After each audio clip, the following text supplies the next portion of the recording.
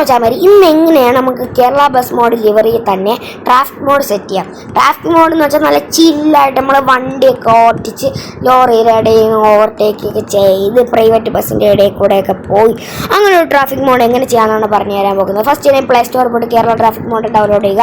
അതിനുശേഷം അതിലേക്ക് കയറുമ്പോൾ ഇങ്ങനെ ഒരു ഇൻ്റർഫേസ് കാണും. അതിനുശേഷം ട്രാഫിക് മോഡിലേക്ക് തുടങ്ങുമ്പോൾ ഒരു ആഡും കാര്യങ്ങളൊക്കെ വരും. ആ സ്കിപ്പ് ചെയ്തുള്ളതിന് ശേഷം ഇഷ്ടപ്പെട്ട ഏത് ട്രാഫിക് മോഡുണ്ട് അതിലേക്ക് ജസ്റ്റ് ഒന്ന് ക്ലിക്ക് ചെയ്തതിന് ശേഷം അത് ജസ്റ്റ് ഒന്ന് ഡൗൺലോഡ് ചെയ്യും. പിന്നെ കുറേ ആൾക്കാർ ചോദിച്ചോണം കുറേ ദിവസം എന്താ വീഡിയോ ഇടാത്തത്. ഞാൻ നോമ്പും കാര്യങ്ങളായിട്ടുണ്ടാകും വീഡിയോ ഇടാത്ത ക്ഷമിക്കണം. ഇനി മാക്സിമം വീഡിയോ ഇടാൻ നോക്കാം.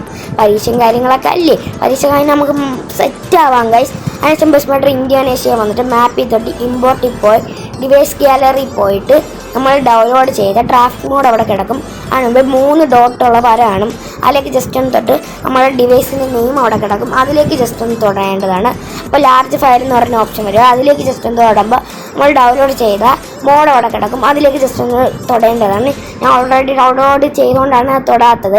അതിനുശേഷം നമ്മൾ നേരെ ബാക്ക് ഇറങ്ങുമ്പോൾ നമ്മളുടെ മാപ്പ് അവിടെ സെറ്റായി കിടക്കും. പിന്നെ ഒരു കാര്യം, കുറേ ആൾക്കാർ ചോദിച്ചിട്ടുണ്ടായിരുന്നു, ആദിത്യനും അശ്വിനും കുറേ ആൾക്കാർ ചോദിച്ചിട്ടുണ്ടായിരുന്നു ഗ്യാരേജ് ലുക്ക് ചേഞ്ച് ചെയ്യണ വീഡിയോ ഇടാൻ. ഉറപ്പായിട്ടിടും. അതിനുവേണ്ടി നിങ്ങൾ സബ്സ്ക്രൈബ് ചെയ്യേണ്ടതാണ്. മാക്സിമം 1 lakh സബ്സ്ക്രൈബേഴ്സായ ഉറപ്പായിട്ട് ചെയ്യും. അതിനുവേണ്ടി നിങ്ങൾ ആൾക്കാരെ മാക്സിമം അയച്ചു കൊടുത്ത് സബ്സ്ക്രൈബ് ചെയ്യാൻ പറയേണ്ടതാണ്. അപ്പോൾ ഇത്രയേ ഉള്ളൂ വീഡിയോ. ഇപ്പോഴത്തെ യൂസ്ഫുൾ